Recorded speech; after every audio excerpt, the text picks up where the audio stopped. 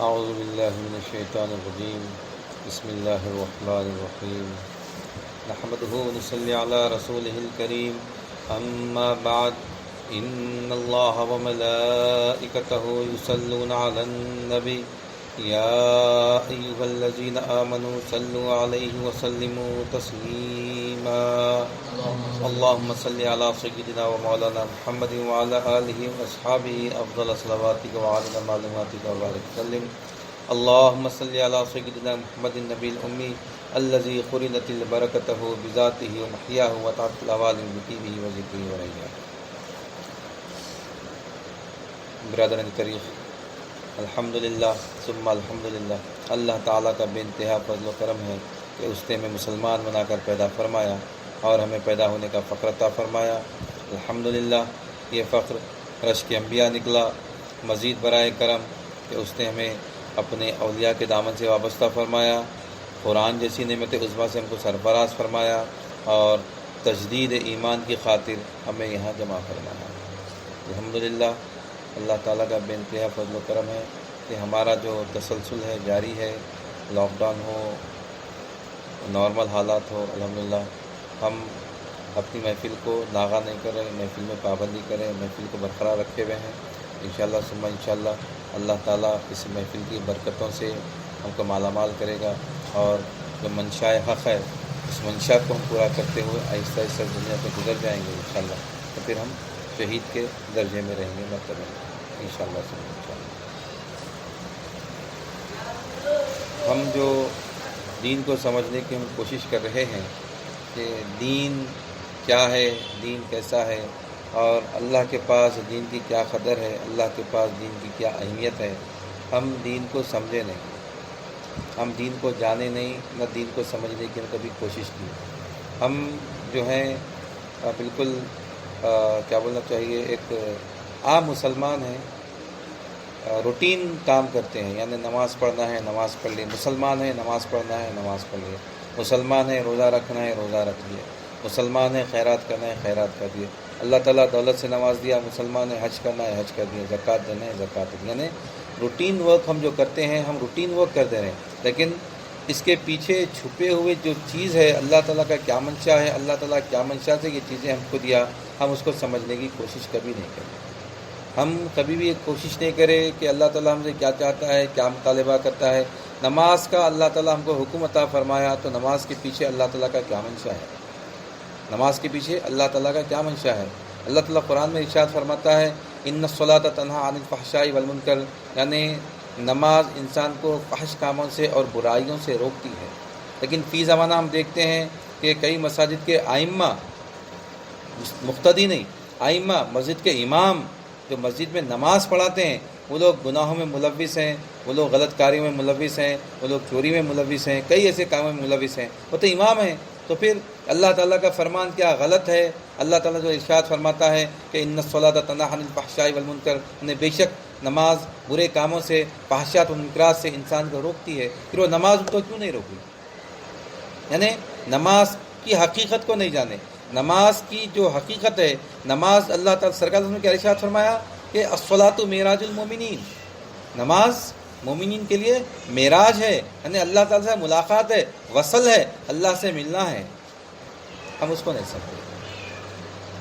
رمضان کے تعلق سے اللہ تعالیٰ ارشاد فرماتا ہے کہ یا ایھا الذین آمنوا کتب علیکم الصیام کما کتب علی الذین من قبلکم لعلکم تتقون، یعنی اے ایمان والو ہم نے تم پہ روزے فرض کیے اس طرح کہ تم سے پچھلی امتوں میں ہم نے فرض کیے تھے تاکہ تم متقی ہو جاؤ۔ ہم دیکھتے ہیں ہم پورا مہینہ رمضان کا روزہ رکھتے ہیں، لیکن جیسے ہی چاند دکھتا اس چاند رات کی عشاء کی نماز ہم سے چھوٹ جاتی ہے، اس چاند رات کی عشاء کی نماز ہم سے چھوٹ جاتی ہے، یعنی اللہ تعالیٰ کا جو منشا ہے نماز پڑھنے کے بعد روزہ رکھنے کے بعد متقی ہو جائیں، ہم کو متقی نہیں ہو رہے، تقویٰ ہم کو اختیار نہیں ہو رہا۔ یہ تمام چیزیں جو ہوتی ہیں یہ تمام چیزیں ہم کے اس لیے ہوتی ہیں کہ ہم ان کی حقیقت کو نہیں سمجھیں۔ جب تک کہ کسی چیز کی حقیقت کو نہیں سمجھے ہمارا منشا پورا نہیں ہوتا، ہمارا جو منشا ہے جو اللہ تعالیٰ کا وہ منشا پورا نہیں ہوتا۔ اس کی مثال ہمارے رسول دیتے ہیں اکثر و بیشتر کہ ایک شخص دھوپ میں، کڑی دھوپ میں، گرما کے موسم میں ایک شخص باہر سے گھر آیا، گھر آنے کے بعد بیٹے کو بولا کہ جاؤ بیٹا ایک گلاس پانی لاؤ، ایک گلاس پانی لاؤ۔ بیٹا گیا، گندا پانی لے کے آ گیا، کھارا پانی لے کے آ گیا. باپ بولا بیٹا یہ پانی نہیں, دوسرا پانی لاؤ. بیٹا گیا, صاف پانی لایا, گلاس گندی رکھا, گرم پانی لایا. باپ بولا نہیں بیٹا یہ نہیں ہے, میرے کو دوسرا پانی چاہیے, میرے منشا کا پانی لاؤ. بیٹا اس کے بعد گیا, پھر گلاس کو دھویا, ٹھنڈے پانی کو جو گھڑا ہوتا ہے, فریج ہوتا ہے, ٹھنڈا پانی نکالا, لا کے باپ کو پلایا. بیٹا نافرمانی نہیں کرا ایک وقت بھی. پہلی بار بھی بیٹا پانی لایا, دوسری بار بھی بیٹا پانی لایا, تیسری بار بھی بیٹا پانی لایا.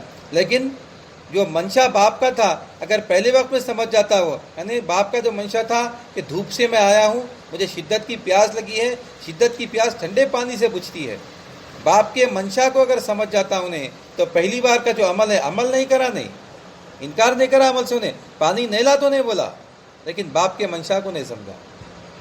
باپ کے منشا کو نہیں سمجھا. انہیں سمجھا باہر سے دھوپ میں آئے, منہ دھونا چاہ رہے ہیں, پھینکنا چاہ رہے ہیں, جھاڑ کو ڈالنا چاہ رہے ہیں, کیا ڈالنا چاہ رہے ہیں, منشا کو نہیں سمجھا. منشا کو نہیں سمجھا تو وہ عمل اس کے پاس, باپ کے پاس قابل قبول نہیں ہے. یعنی جو بغیر مقصد کو جانے کے اگر کوئی عمل کرتا ہے, وہ عمل قابل قبول نہیں ہے. بیٹے کو ماں بولی جاؤ بیٹا بازار جاؤ, بازار جا کر ترکاری خرید کے لاؤ. بیٹا برابر گیا, انکار نہیں کرا, لیکن سڑی ہوئی ترکاری لا لیا, گندی ترکاری لا لیا, منشا کو پورا نہیں کرا, کام پورا کرا, عمل پورا کرا. ماں کو انکار نہیں کرا, ماں کو یہ نہیں بولا کہ میں ٹماٹر نہیں لاتا, میں ترکاری نہیں لاتا. باپ کو ماں کو انکار نہیں کرا لانے کے لیے, لیکن ماں کا جو منشا تھا, منشا کیا تھا کہ اچھی ترکاری آئے, سالن اچھا بنے, پکوان اچھا ہو. سڑی ہوئی ترکاری لا لیا, خراب ترکاری لا لیا, سڑے ہوئے ٹماٹے لا لیا, پھر وہ منشا پورا نہیں. ماں بولی کہ جاؤ یہ واپس کرو, دوسرے لے کے آؤ. یعنی پہلی بار میں بچہ سمجھ گیا اگر ماں کا منشا کیا ہے, اگر وہ منشا پورا ہو رہا تو پھر دوبارہ عمل کرنے کی ضرورت نہیں ہے.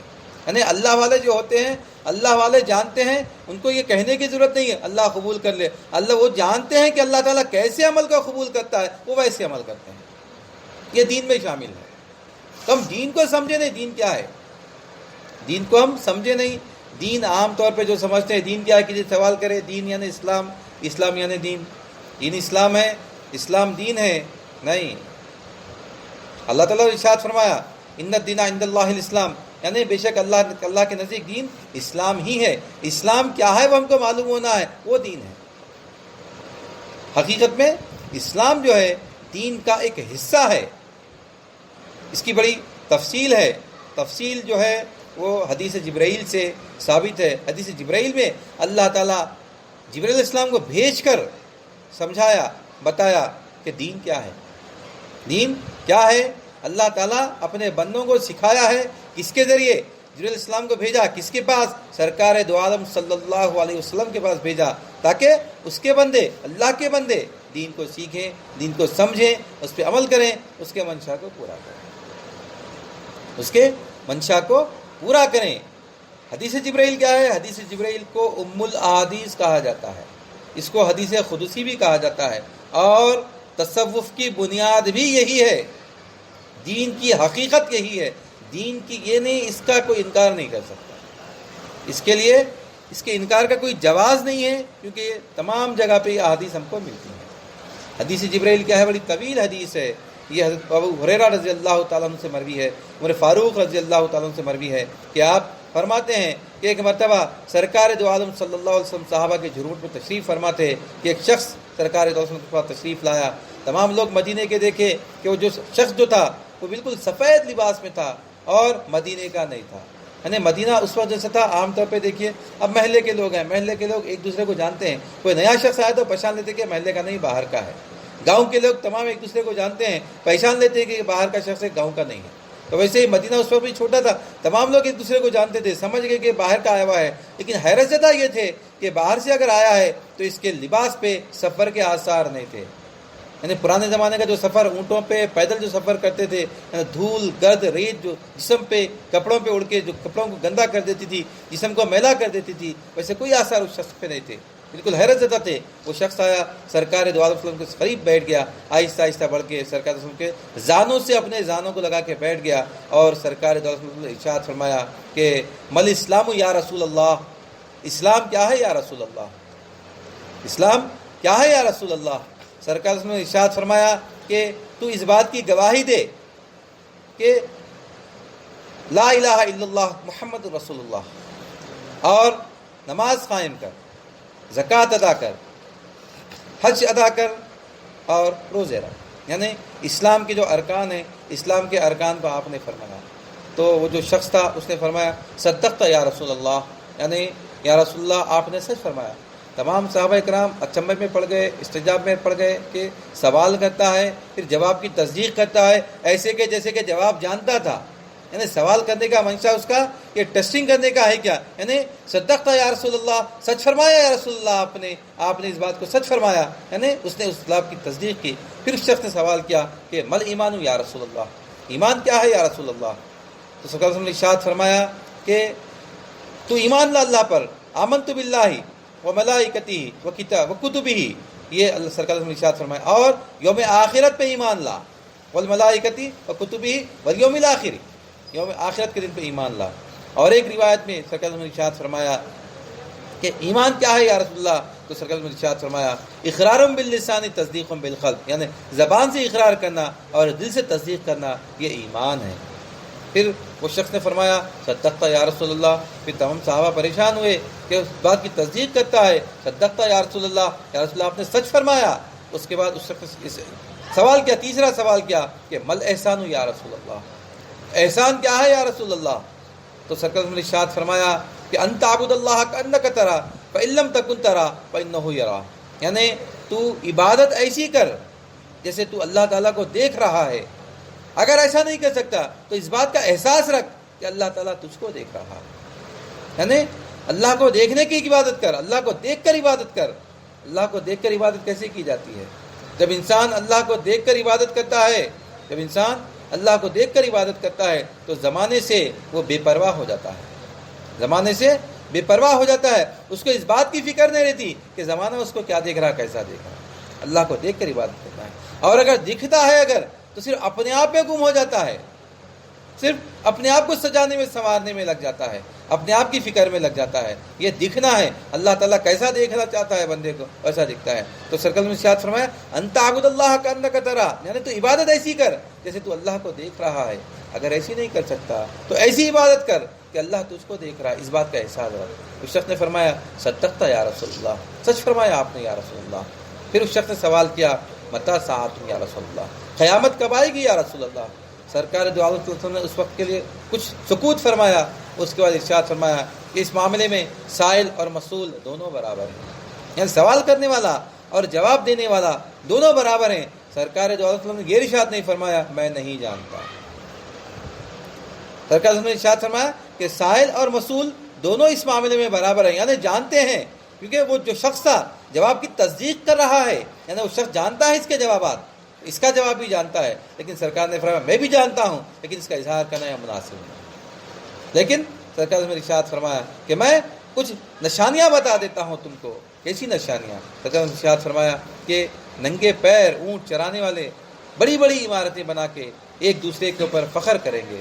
آج ہم دیکھیں تمام عربستان میں اتنی بڑی بڑی عمارتیں بنی ہیں اور ایک دوسرے سے کمپٹیشن میں بن رہی ہیں، ان کے 100 منزل ہیں تو میرے 150 منزل، ان کے 150 منزل میرے 200 منزل، یعنی جتنے فلورس انہیں بنا رہے اس سے زیادہ فلورس میں بناؤں گا، یعنی مقابلہ، ایک دوسرے سے مقابلہ آرائی کریں گے۔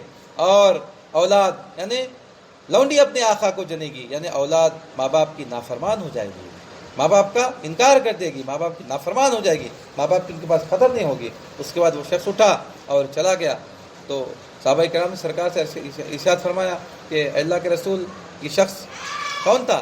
سرکار نے فرمایا جاؤ اس شخص کو بلا کے لاؤ۔ فوراً صحابہ بھاگے، آئے کہ باہر کوئی نہیں ہے، آ کے بولے یا رسول اللہ کوئی نہیں ہے۔ تو سرکار نے ارشاد فرمایا یہ جبرائیل تھے، یہ جبرائیل تھے، تم کو اللہ کا دین سکھلانے کے لیے آئے تھے۔ تو اللہ تعالیٰ جبرائیل علیہ السلام کو بھیج کر دین سکھلا رہا، اور دین میں ارشاد فرما رہا کیا ہے دین میں؟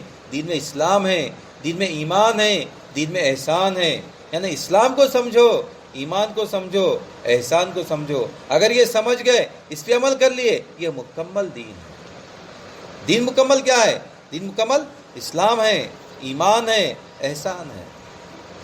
یہ ہم جو کام کرتے ہیں یہ مذہب چند رسوم ہیں، رسوم و رواج کو مذہب کہا جاتا ہے، دین مذہب نہیں ہے۔ دین آفاقی ہے، دین آفاقی ہے، تمام کائنات کے لیے ایک ہی دین ہے۔ اس لیے اللہ تعالیٰ کی جو توحید ہے، تمام انبیاء اللہ تعالیٰ کی ایک ہی توحید لے کے آئے، لا الہ الا اللہ آدم صفی اللہ، لا الہ الا اللہ نوح نجی اللہ، لا الہ الا اللہ ابراہیم خلیل اللہ، لا الہ الا اللہ اسماعیل ذبی اللہ، لا الہ الا اللہ موسیٰ کلیم اللہ، لا الہ الا اللہ عیسیٰ روح اللہ، لا الہ الا اللہ محمد الرسول اللہ۔ یعنی تمام جتنے انبیاء ہیں، تمام کے تمام انبیاء اللہ تعالیٰ کی وحدانیت کو بیان کیے اپنی رسالت کے ساتھ۔ رسالت بدلتی رہی لیکن اللہ تعالیٰ کی وحدانیت، اللہ تعالیٰ کی توحید، اللہ تعالیٰ کا الوہیت پر نہیں بدلا۔ اللہ تعالیٰ میں الہ ہوں بول کے کسی کے ساتھ مطلب کوئی اور الہ ہے بول کے بات نہیں کرا۔ اللہ تعالیٰ آدم علیہ السلام سے لے کے سرکار دو عالم صلی اللہ علیہ وسلم تک ایک ہی بات بیان فرمایا، لا الہ الا اللہ۔ اللہ تعالیٰ خود ارشاد فرمایا، لا الہ الا انا۔ اللہ تعالیٰ کلمہ سب سے پہلے اللہ تعالیٰ خود پڑھا، اللہ تعالیٰ ارشاد فرمایا، لا الہ الا انا فاعبدون، یعنی میں ہی الہ ہوں، میرے سوا کوئی الہ نہیں، بس تم میری ہی عبادت کرو، کسی اور کی عبادت مت کرو، تم غیروں کی عبادت مت کرو۔ لا الہ الا انا، میں ہوں الہ، کوئی اور الہ نہیں۔ اللہ تعالیٰ ارشاد فرماتا ہے میری عبادت کرو، کسی اور کی عبادت مت کرو۔ اللہ تعالیٰ یہ بھیج کے سمجھا رہا۔ ہم نماز پڑھ رہے ہیں، اپنے کاموں میں مشغول ہیں، روزہ رکھ رہے ہیں، اپنے کاموں میں مشغول ہیں، یعنی تمام کام تو ہم پورے کر رہے ہیں، لیکن پھر بھی ہم کو ہمارا قلب مطمئن نہیں ہے، ہمارے کو سکون نہیں ہے، ہم پریشان ہیں۔ کیوں پریشان ہیں؟ ہم ایمان لائے، کس بات پر ایمان لائے؟ آمنت باللہ وملائکتہ وکتبہ ورسلہ والیوم الآخر والقدر خیرہ وشرہ من اللہ تعالی والبعث بعد الموت۔ ہم ایمان لائے اس بات پر، کس بات پر ایمان لائے؟ اللہ پہ ایمان لائے، اس کے فرشتوں پہ ایمان لائے، اس کے کتابوں پہ ایمان لائے، اس کے رسولوں پہ ایمان لائے، اور والقدر خیرہ وشرہ پہ ایمان لائے۔ خیر اور شر دونوں اللہ ہی کی جانب سے ہے۔ خیر اگر ہم کو ملتا ہے وہ بھی اللہ ہی کی جانب سے ملتا ہے، اگر شر ہم کو پہنچتا ہے وہ بھی اللہ ہی کی جانب سے پہنچتا ہے۔ ہم انکار نہیں کر سکتے اس بات سے کہ اللہ تعالیٰ کوئی اور ہم کو نقصان پہنچا سکتا ہے سوائے اللہ کے۔ اللہ تعالیٰ ہم کو آزماتا ہے، اللہ تعالیٰ ہم کو آزماتا ہے۔ اللہ تعالیٰ کی آزمائشیں بندے کی استطاعت کے حساب سے ہوتی ہیں۔ اللہ تعالیٰ کی آزمائشیں بندے کی استطاعت کے حساب سے ہوتی ہیں۔ بندہ کتنا برداشت کر سکتا ہے، بندے کے پاس کتنی صلاحیت ہے، بندے کی کتنی قوت ہے، کتنی استطاعت ہے، اللہ تعالیٰ اتنا ہی اس پہ زور ڈالتا ہے۔ اسی لیے اللہ تعالیٰ ارشاد فرمایا، لا یکلف اللہ نفسا الا وسعہا۔ کوئی اللہ تعالیٰ کوئی بندے پہ اس کی وسعت سے زیادہ وزن نہیں ڈالتا، اس کو اس کا مکلف نہیں بناتا، اس کو اس سے زیادہ نہیں بناتا۔ لا یکلف اللہ نفسا الا وسعہا، یعنی جو اتنی قوت برداشت کر سکتا ہے، جو جس کی صلاحیت رکھتا ہے، اس سے زیادہ نہیں کرتا۔ بندہ پریشان، ذری مصیبت آئی بندہ پریشان ہو جاتا ہے۔ بندے کو مصیبت کے لیے پریشان ہونے کی ضرورت نہیں ہے۔ بندہ اللہ سے رجوع ہونا، رجوع اللہ ہونا، اطمینان قلب صرف اللہ ہی کے ذکر میں ہے۔ جو اللہ کا ذکر کرتا ہے اس کا دل اطمینان پاتا ہے، قرار پاتا ہے۔ قرار پانے کے لیے ہم کو اطمینان قلب ہونا ہے، اس کے لیے کیا کرنا ہے؟ اللہ کا ذکر کرنا ہے۔ اللہ بذکر اللہ تطمئن القلوب، یعنی صرف اللہ ہی کا ذکر ہے جو قلوب کو طمانینت بخشتا ہے، قلوب کو سکون بخشتا ہے۔ ہم اللہ کے ذکر سے غافل ہیں، اللہ کا ذکر نہیں کر رہے، اللہ کے ذکر کو سمجھ رہے نہیں۔ اگر اللہ کا ذکر بھی کریں ہم تو اسم بے مسمہ کر رہے ہیں، اسم بے مسمہ کر رہے ہیں۔ ہم کو اسم با مسمہ کرنا ہے۔ اسم با مسمہ یعنی جان کے کرنا۔ اسم بے مسمہ با مسمہ کیا ہے؟ اسم با مسمہ یعنی اگر ہم بات کریں ایک سیب کی بات کریں تو ہم سیب کی تشخص ہمارے پاس ہے، لال کلر کا ہوتا ہے، میٹھا ہوتا ہے، ایک پھل ہے، سرما میں زیادہ آتا ہے، کشمیر میں پیدا ہوتا ہے، سرد مقامات پہ ہوتا ہے۔ یعنی ہم سیب کی وقفیت، یعنی سیب کی ہم پوری وقفیت رکھتے ہیں۔ سیب بولتے ہیں ہمارے دماغ میں سیب آتا، سیب جیسے بولے ہمارے دماغ میں سیب آتا۔ ہم تربوز بولے ہمارے دماغ میں فوراً تربوز آتا۔ نہیں، اسم ہم با مسمہ کر رہے ہیں۔ ہم فون بولے ہمارے دماغ میں فوراً فون آتا، یعنی ہم گھڑی بولے تو ہمارے دماغ میں فوراً گھڑی آتی۔ اگر ہم وال کلاک بولے، وال کلاک ہمارے ذہن میں آتے، الگ الگ شیپ کے، الگ الگ سائز کے، یعنی جو چیز ہم سوچ رہے ہیں وہ چیز ہمارے قلب میں آ جاتی ہے۔ یہ اسم با مسمہ۔ ذکر کرے ہم تو اس کا مسمہ ہمارے پاس ہے، ذکر کرے ہم تو اس کا مسمہ ہمارے پاس ہے۔ اگر کوئی چیز بول دیے، اگر کوئی چیز ایک ایسا نام بول دیے جس کا مسمى ہمارے پاس نہیں ہے، کیا ہے کہ بھائی، کیسا ہے کہ بھائی، کیا رہتا، کھانے کی چیز ہے، دیکھنے کی چیز ہے، رہنے کی چیز ہے، استعمال کرنے کی چیز ہے، کیا ہے نہیں معلوم. کوئی بھی ورڈ اگر بول دیا ہم، ایک فروٹ تھا ایووکیڈو فروٹ، نہیں معلوم بہت سارے لوگوں کو، میرے کو بھی نہیں معلوم تھا 2-3 سال پہلے تک ایک فروٹ آتا ہے ایسا بول کے. اگر میرے سامنے کوئی نام بول دیے، میرے کو معلوم ہی نہیں. ابھی آج کل ایک فروٹ چل رہا، ڈریگن فروٹ. کئی لوگوں کو نہیں معلوم ڈریگن فروٹ کیا ہے، کیسا رہتا. اگر بولے ڈریگن فروٹ بولے تو کیا ہے کہ بھائی کیسا رہتا ہے. ڈریگن بول کے رک گئے تو بھی ایک مسئلہ ہے. ڈریگن فروٹ تو کیسا رہتا ہے کیا، یعنی جب تک کہ ہم اس کو دیکھیں نہیں اس کا تشخص نہیں ہوتا. جو چیز ہمارے لیے نہیں ہے، ہم کو نہیں معلوم، نام سنے تو اب اس کا تشخص نہیں کر سکتے. وہ اسم بے مسمى ہے، اسم بے مسمى ہے. ہم اللہ تعالیٰ کا ذکر کر رہے ہیں، بے مسمى کر رہے ہیں. با مسمى کرنا، ہم بولے اللہ رب ہے تو رب کا کام کیا ہے؟ رب کا کام پرورش کرنا ہے. پرورش کر رہا نہیں کر رہا دیکھنا، دیکھ کے رب بولنا. ہم اللہ تعالیٰ کے اسما کا ذکر کر رہے ہیں. وہ ذکر کی جو برکت ہے وہ تو ملنے والی ہے، لیکن اللہ تعالیٰ انسان کو برکت کے لیے پیدا نہیں فرمایا، برکت حاصل کر کے پیدا نہیں فرمایا. ہمارا منشا اگر جنت کو حاصل کرنا ہے، دوزخ سے بچنا ہے، تو ہمارا منشا یہ نہیں ہے. اللہ والے جو انسانیت کا جو انسان کو پیدا کرنے کا، بیعت کرنے کا، یعنی اللہ تعالیٰ کا جو منشا ہے وہ ہے یاد حق یافت حق. یاد حق یافت حق، یعنی حق کو یاد کرنا، حق کو پانا. جنت کو پانا نہیں، جنت کو پانا نہیں ہے. جنت کو پانا ہمارا منشا نہیں ہے. ہمارا منشا کیا ہے؟ یافت حق ہے، حق کو پانا ہے. حق کو پا لیا اگر ہم تو جنت بھی ہماری ہے، دوزخ بھی ہماری ہے. جس کو چاہے ہم جنت میں داخل کر دیں، جس کو چاہے اس کو دوزخ سے نکال دیں. ہمارے اختیار میں ہو جاتا ہے. اللہ تعالیٰ کے مگر دوست ہو جاتے ہیں، اللہ تعالیٰ ہم کو اپنا محبوب بنا لیتا ہے. اللہ تعالیٰ کیا کرتا ہے؟ ہماری شفاعت کو قبول کرتا ہے. ہم اگر کسی کی سفارش کریں، اس لیے لوگ اللہ والوں کے پاس جاتے ہیں، اس لیے لوگ اللہ والوں کے پاس جاتے ہیں کہ وہ سفارش کریں، وہ بخشتے نہیں. حقیقت نہیں معلوم عالم برزخ کی. انشاءاللہ ثم انشاءاللہ کبھی وقت آئے گا ہم ذکر کریں گے اس بارے میں بھی کہ عالم برزخ میں اولیاء اللہ کیسے بخشش کرواتے ہیں، اللہ تعالیٰ سے کیسے رجوع کرتے ہیں. اللہ تعالیٰ اپنے محبوب بندوں کی بات کو سنتا ہے، اللہ تعالیٰ اپنے محبوب بندوں کی بات کو سنتا ہے. اسی لیے ہم کو چاہیے کہ ہم اولیاء اللہ کی مزاروں پہ جائیں، جا کے ان سے مانگے نہیں، مانگنا اللہ سے ہے. سرکار نے کیا ارشاد فرمایا کہ انما انا القاسم واللہ یعطی، یعنی میں تقسیم کرنے والا ہوں، میں دینے والا ہوں. عطا تو اللہ ہی کرتا ہے، عطا کرنے والا اللہ ہے، دینے والا اللہ تعالیٰ ہے. لیکن سرکار تقسیم کرتے ہیں، یعنی شفاعت سرکار کے پاس شفاعت تقسیم ہو رہی، ہر چیز تقسیم ہو رہی. تو اولیاء اللہ کیا کرتے ہیں؟ دیتے نہیں، لیکن اللہ تعالیٰ سے سفارش کرتے ہیں، مولا اس کے گناہوں کو بخش دے، مولا اس کی تکالیف کو دور کر دے، مولا یہ پریشان اس کی پریشانی کو دور کر دے. میرے پاس آیا ہے، مجھ کو چاہنے والا ہے، مولا ہم جس کو چاہتے ہیں ان کو اگر کوئی چاہنے والا ہے ہم اس کو بھی چاہتے ہیں. ہمارا کوئی دوست ہے دعوت میں، اپنے کوئی دوست کو لا لیا، ہمارا بہت قریبی دوست ہے، تو دوست اپنے کوئی دوست کو لایا تھا، ہم اس کو بھگاتے نہیں. ارے وہ دوست میرا ناراض ہوتا ہے، اس کا دوست ہے نہ، رہنے دو، بٹھا لو، دعوت اس کے لیے بھی ہے، کوئی بات نہیں. ناراض نہیں ہوتے، کیوں؟ وہ میرا دوست ہے. اللہ تعالیٰ کے اگر ہم دوست بن گئے تو اللہ تعالیٰ ہماری سفارش کو قبول کرتا ہے، ہماری بات کو قبول کرتا. تو اولیاء اللہ کے پاس جانے کا منشا وہ ہوتا ہے.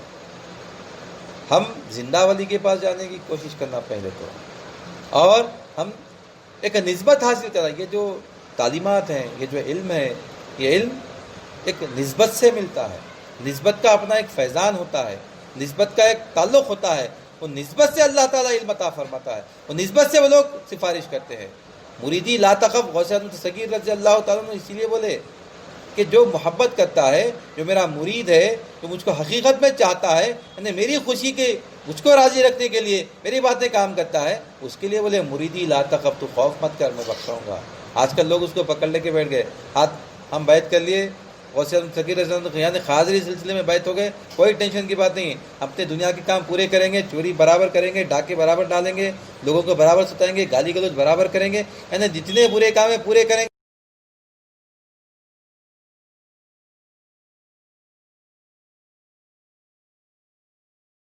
یہ ممکن نہیں ہے۔ مریدی لا تخف اس کے لیے جو مرید ہے، یعنی جو ارادہ کرا ہوا ہے، ارادے پہ قائم ہے، یعنی جو وعدہ کرا وعدے پہ قائم ہے، وعدے پہ جو قائم ہے اس کے لیے ہے۔ جو وعدے پہ قائم نہیں ہے، انہیں ارادت توڑ دیا، جو ارادت توڑ دیا انہیں، مرید کے باہر ہو گیا انہیں، اس کے لیے وہ آپ کا وعدہ نہیں، اس کا وعدہ مرید کے لیے ہے۔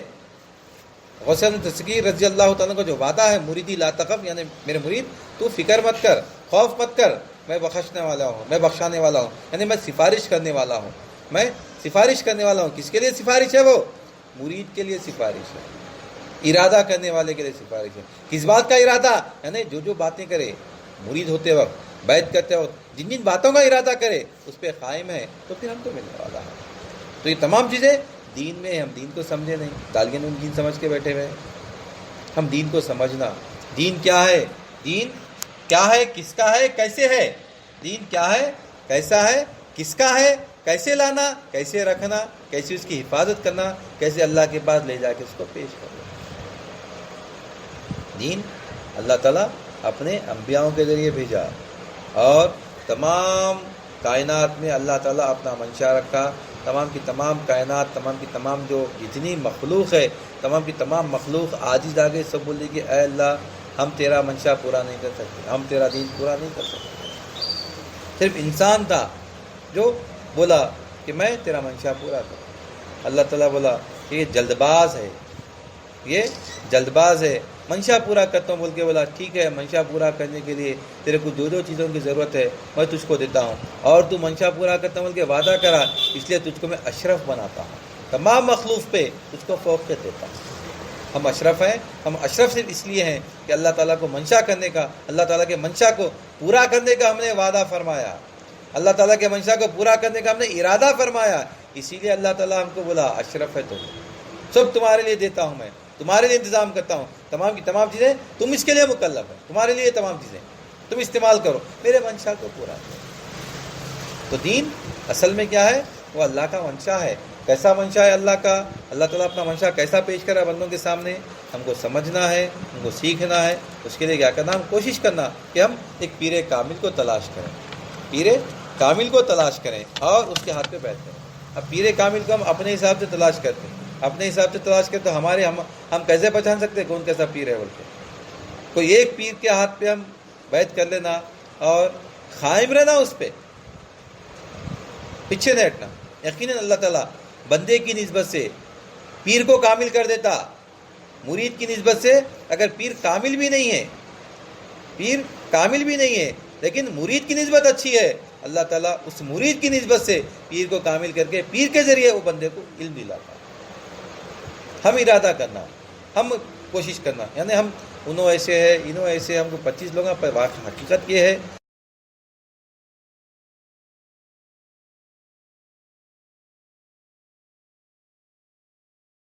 لیکن حقیقت میں جو بیعت کا جو مقصد ہے، حقیقت میں جو بیعت کرنا ہے، جو اللہ والے بیعت کراتے تھے، وہ اللہ والے جو بیعت کراتے تھے دو ہی مقصد سے بیعت کراتے تھے، یاد حق علی الدوام، یافت حق کے لیے بیعت کراتے تھے۔ یہ مقصد بیعت بولتے تھے۔ اگر یہ مقصد بیعت ہے تو یہ صحیح مقصد بیعت ہے، اس سے ہٹ کے جو مقصد بیعت ہے وہ باطل مقصد ہے۔ بیعت کرنے کا مقصد بیعت توبہ، انشاءاللہ ہم اگلے اس میں بیعت کے بارے میں بات کریں گے کہ بیعت کتنے قسم کی ہے اور یہ بیعت کہاں سے ہے، ثابت ہے نہیں۔ کئی لوگ بولتے ہیں کہ بیعت کا سسٹم ہی کہاں سے لا لیے، یہ مرشدہ اپنے حساب سے لا لیے، اپنے مرضی سے لے لیے۔ یہ بیعت قرآن سے، حدیث سے، دونوں سے ثابت ہے، یعنی قرآن میں بھی اللہ تعالیٰ بیعت کے بارے میں آیتیں نازل فرمایا اور احادیث بھی اس کے تعلق سے ہیں کہ سرکار رسول نے کیسے بیعت فرمائی۔ اور بیعت کے اقسام ہیں، بیعت جہاد بھی ہے، بیعت اسلام بھی ہے، بیعت توبہ بھی ہے، کئی ہیں۔ ہم جو بیعت کرتے ہیں یہ بیعت توبہ ہے، یہ بھی قرآن سے اور حدیث سے دونوں سے ثابت ہے۔ ہم اس کو سمجھیں گے تو ہم پہلے کوشش کرنا ایک کامل شیخ کو تلاش کریں، ان کے ہاتھ پہ بیعت کریں اور ان کے ارشادات کو سنیں، اس پہ عمل کریں۔ بیعت کا مقصد دیکھنا، دنیاوی مقصد بیکار ہے۔ اگر شیخ بھی ہم کو دنیاوی مقصد بتا رہا تو مطلب وہ کامل شیخ ہے۔ ہم کامل شیخ کی تلاش کرنا اور مقصد بیعت کو سمجھنا، یاد حق ہونا چاہیے، یافت حق ہونا چاہیے، یعنی حق کو یاد کرنا اور اس کو پانا، یہ دو مقصد ہیں۔ اگر تو وہ پھر کامل بیت ہے، صحیح بیت ہے، اور اس پہ قائم اگر ہم ہیں تو پھر ہماری زندگی کامیاب ہے، ہمارا دنیا میں آنا کامیاب ہے، اور اللہ تعالیٰ کے پاس ہم جا کے جواب دے سکتے ہیں کہ اللہ تعالیٰ ہم کو کیوں پیدا فرمایا، کیا منشا تھا، منشا پورا کرے نہیں کرے، دین کو سمجھے نہیں سمجھے۔ اور سب سے پہلا سوال دین